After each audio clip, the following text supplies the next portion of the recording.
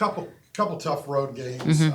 Is your team in a situation you feel like it's a reset button? You're coming home, a game that on paper looks like you'd be the favorite, but just where for your team, is it a reset button or what about Well, I this? think when our schedule came out, right, we didn't just find out what our schedule looked like. So we going into conference play, we always talk about like the conference, what it means to be in the conference, how hard the conference is, and then let's talk about our schedule. And so in talking about what our schedule looked like, it was like, you know what, like regardless as to what happens in all of these games, but in these first four in particular, because they are top 25 teams, like we've got to make sure that we are measuring ourselves against like where we are and are we getting better, because there's still a lot of games left to play. We've got 12 more games to play after this game. And so we need to make sure that our heart, our mind, and our spirit is focused on finishing out our schedule, right? And so I think that we're in a good place. I don't know if we've used the word reset, but I think we knew that we had a very tough schedule to start. And not that it's going to get any easier. I'm not saying that by any means. Georgia scares me to death. They play hard. They've got 5 players in double figures since conference play. They've had people who've been hurt too, and they haven't had a flow. Now they got some people back. So nothing's going to be easy. But I think we know that there's a lot more games ahead of us than the 4 games that are behind us, if that makes any sense at all. Yes, it does. But so you're telling me, Phil, then when you look and analyze, considering who you're playing, are you better than you were 2 weeks ago? I think we are. Okay. I think we are. And why? I think we're continuing to get flow. We're continuing to limit our turnovers. We're getting more experience for Talia and our younger players who've never played in that environment. I'm not sure if I said this to you guys, but when we got ready to go to South Carolina, I said, "Who's been to Columbia?" And 2 people raised their hands. And so again, just them understanding what it means to play on the road, what it means to play at home, playing in this league. This is the first time a lot of them have done that, with the whether it's done it period or with the responsibility that they now have to do it. And so I think that we're showing up to practice every day. We've got to figure out how to put 4 quarters together. That's what we've got to figure out how to do. But we're showing up. We're getting better. We've got good enthusiasm. We're competing. So all of those things, I would say, are trending us in the right direction. With how loaded this conference is, it just seems like week in and week out, and then after Thursday, just having a brief break, how important does it feel like getting this one at home is? Well, I think anytime you get a chance to play, they're all important. It's important to win games, period. To do it at home in front of your fans, and knowing that you have a break after that to be able to come back and work on you a little bit. I think they understand that this is one that we need to come in and be locked in and ready to go for. I mean, usually being down at double digits at half isn't what you want, but how do you like to see your team kind of respond in the second half, maybe a bit on their character? Oh, I think it speaks to the resilience they have. It speaks to like the love they have for our staff, for each other, that they are going to come out there and they're not going to give up on each other. They're not going to quit. You outscore Oklahoma in both quarters. You grab 17 offensive rebounds. You get to the free throw line. Like, can we do it for 4 quarters? And that's a focus thing. That's a concentration thing. We've got to figure, and as a staff, as a head coach, I've got to figure out how to get us off to better starts. Because if we can compete for 2, then we need to compete for 4.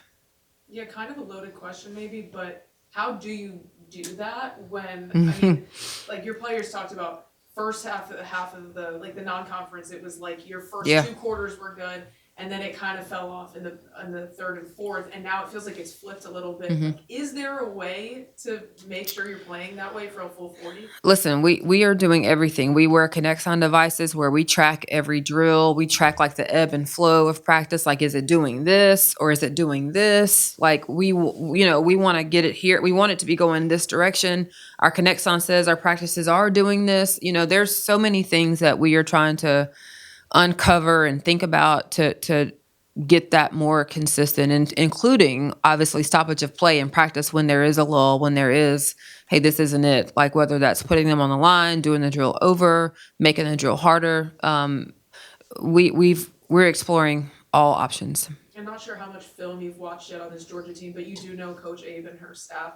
What is it that they do well that, you said they scare you, but like, they seem to be competitive again Oh, yeah. in all of these games. Coach Abe is a great coach. Her staff has been with her from Central Florida up until now, so they've got great continuity, great flow. They're all great coaches. They have a toughness to them.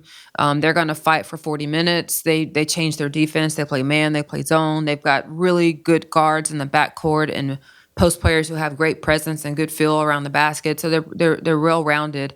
Again, she's had some injuries and had some players out for the year that she had to learn how to play without. And then she had another player who missed like the first 9 or 10 games who just started back playing in SEC play. And they're much better when she's on the floor. And so I think there's a bit of similarity in terms of like they're starting to get some rhythm, starting to get some flow. So they're a dangerous, dangerous team.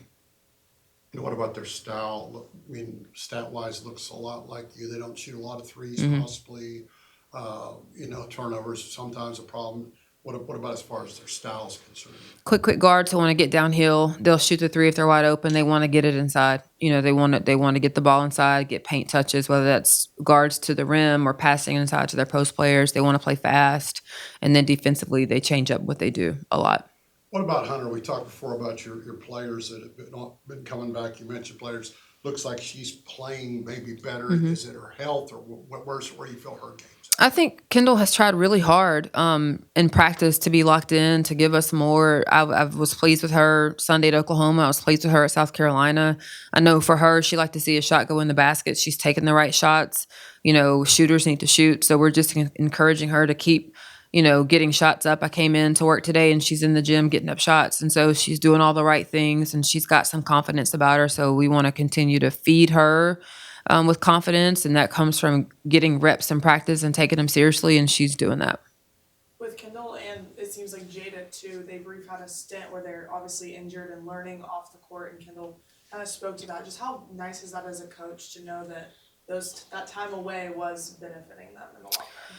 Well, I think it's good for them because sometimes in the moment, like you can't see it, right? All of us have that. And when we're in it, we can't really see like how on the other side of it it's going to be beneficial. But I think looking back, they both are grateful for some of the things that we asked them to do as it relates to like their year. They were, so many times, like it's your mindset when you're hurt. And I'm speaking as a player who was hurt, throughout my career. And it's your mindset.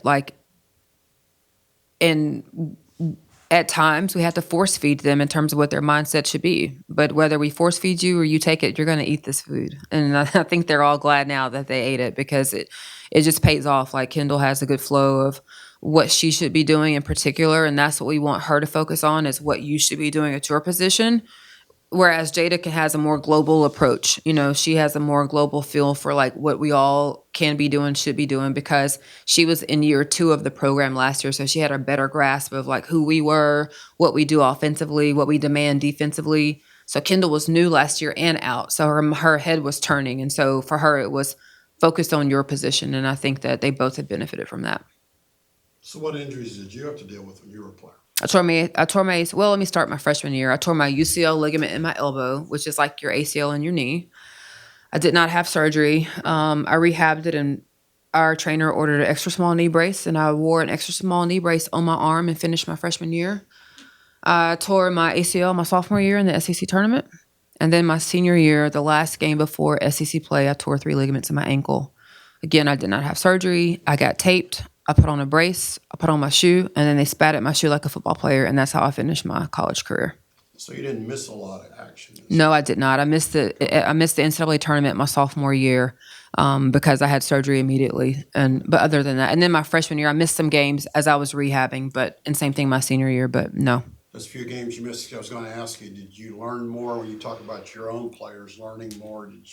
When you missed even that few games, do you feel like looking back, you learn more? Or? Yeah, I think as a freshman, I was having a pity party about being hurt. I think my sophomore year when I tore my ACL, even though it was towards the end of the season, just those games in the NCAA tournament when I was able to sit on the bench, and then all summer not being able to, participate in spring workouts and summer workouts, being able to sit and do different things to work on my game, stand still shooting, ball handling, and then just listening to standing on the sideline, seeing it from a coach's eye definitely helped me understand it better and have a whole lot more gratitude and appreciation for the game when I was able to come back and play.